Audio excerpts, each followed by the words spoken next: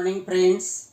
Last period we see vibration of air column in a pipe closed at one end and open at other end, in which we see that only odd harmonics are present in a pipe which is closed at one end and open at other end. In this period we have to see vibration of air column in a pipe open at both the ends. If a vibrating tuning fork is kept near the open end of the pipe, then the progressive waves will be created, and these progressive wave will be reflected from the other end and the stationary waves will be formed.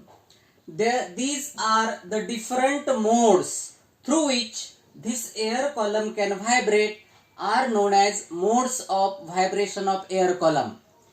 This is the simplest mode through which air column can vibrate is called as the fundamental mode of vibration, and the frequency associated with this fundamental mode is called as the fundamental frequency.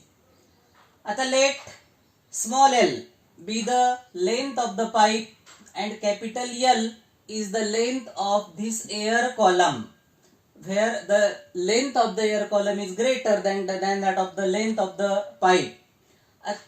In the simplest mode, in the fundamental mode, the boundary conditions are the antinodes are formed at the open end and the node is formed at the center. If lambda is the wavelength of the wave, then length of this air column is equal to lambda by 2, that is distance between two antinodes. Therefore, we can write lambda is equal to 2L. If n is the frequency of vibration of air column, n is the fundamental frequency, v is the velocity of the wave, then n is equal to v upon lambda, or n is equal to v upon 2L, or we can write n is equal to v upon 2 into L plus 2 times end correction. This is the fundamental frequency of the vibration of the air column, and this fundamental frequency is called as first harmonic.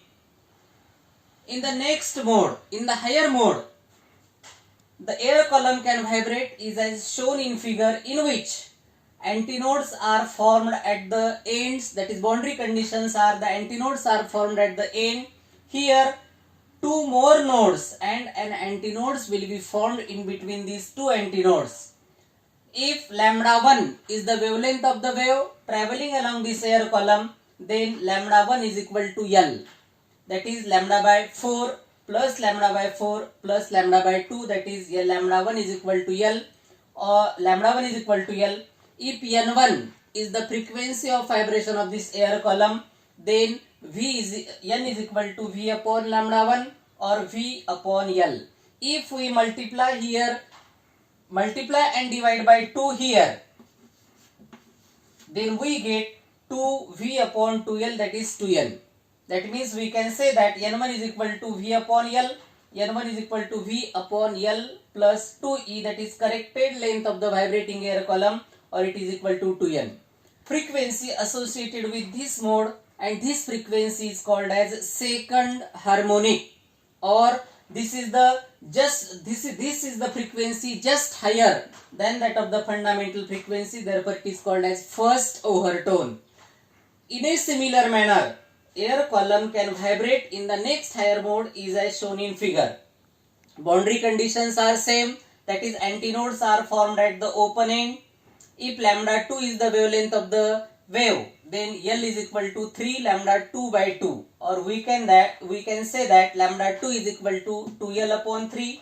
If N2 is the frequency associated with this mode, then N2 is equal to 3V upon 2L, or N2 is equal to 3V upon 2 into L plus 2E.